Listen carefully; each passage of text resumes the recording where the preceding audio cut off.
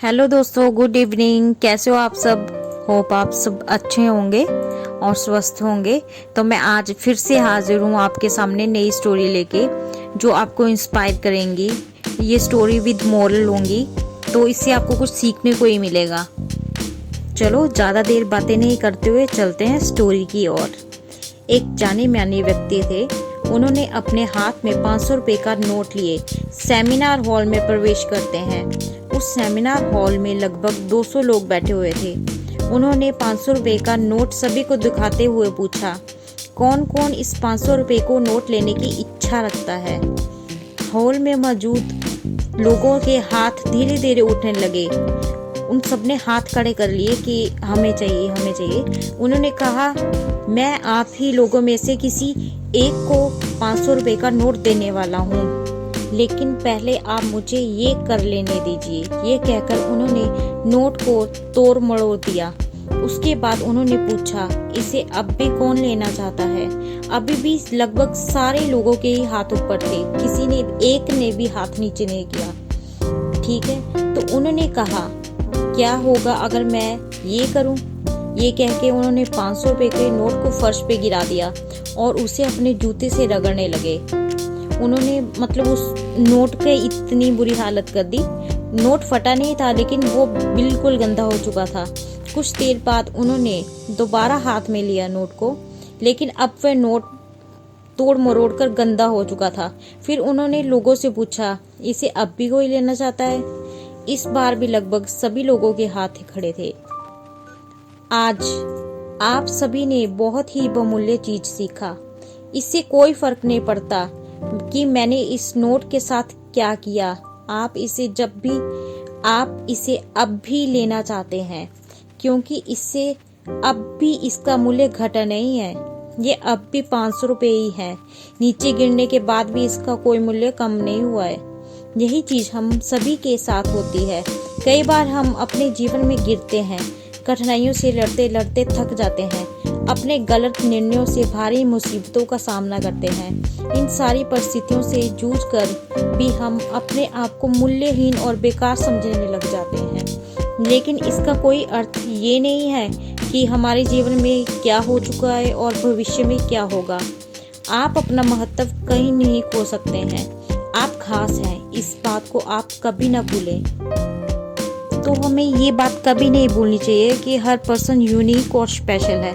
हर एक में अपनी अपनी खासियत होती है। तो इससे आपको उम्मीद करती हूँ सीखने को मिला होगा और आप कभी भी लाइफ में हार नहीं मानेंगे।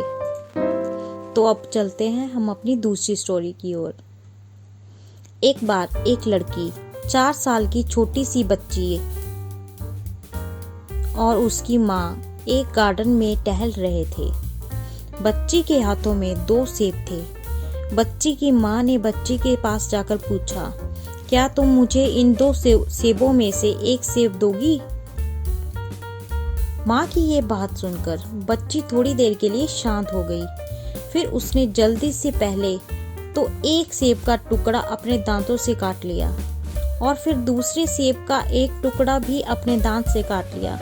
बच्ची को ऐसा करता देख उसकी माँ मायूस हो गई। उसे लगा कि उसकी बेटी में शेयर करने की आदत नहीं है, कि उसे शेयरिंग करना पसंद नहीं है और वो शेयरिंग नहीं करना चाहती है। जब वो मुझे अपनी चीज़ नहीं देना चाह रही है तो वो दूसरों को क्या देगी? वो मेरे साथ ही ऐसा कर रही है तो वो दूसरों के साथ कैसा व्यवहार करेगी? बच्ची की माँ मायूस होकर भी मुस्कुरा रही थी ताकि बच्ची को बुरा न लगे। तभी अचानक उस बच्ची ने 2 सेबों में से एक सेब अपनी माँ को देते हुए कहा, मम्मी आप ये वाला सेब खाओ क्योंकि ये ज़्यादा मीठा है। बच्ची की ये बात सुन के उसकी माँ अचंभे में पड़ गई। वो सोचने लगी कि अभी क्षण भर पहले तो अपनी बेटी के लिए इतना बुरा सोच रही थी कि उसमें तो शेयर करने की आदत नहीं है, कि वो अकेले ही रहना पसंद करती है, अकेले में ही खाना पसंद करती है। लेकिन ऐसा नहीं है। उसकी बेटी तो अपनी माँ के लिए बहुत ही ज़्यादा केयरिंग है। तभी तो उसने खुद खाकर पहले मीठा वाला सेब अपनी माँ को खाने के लिए दिया।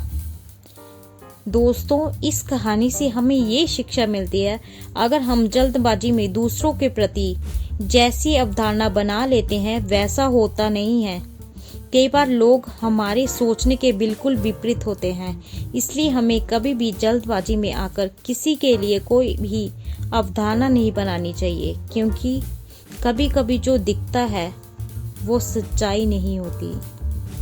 जी, तो इस स्टोरी से भी मैं उम्मीद करती हूँ आपको कुछ ना कुछ सीख जरूर मिली होंगी। तो दोस्तों, जैसा कि मैंने पहले भी बोला था, हर पर्सन अलग अलग होता है, उसकी वैसे ही सोच भी अलग अलग हो सकती है। जैसा मैंने स्टोरी में बताया, क्या आप भी वैसे ही सोचते हैं? अगर आप भी ऐसा सोचते हैं या आपकी सोच कुछ और है, तो आप प्लीज़ कमेंट करके बता सकते हैं, ताकि हमें भी कुछ सीख मिले, हम भी कुछ जानें।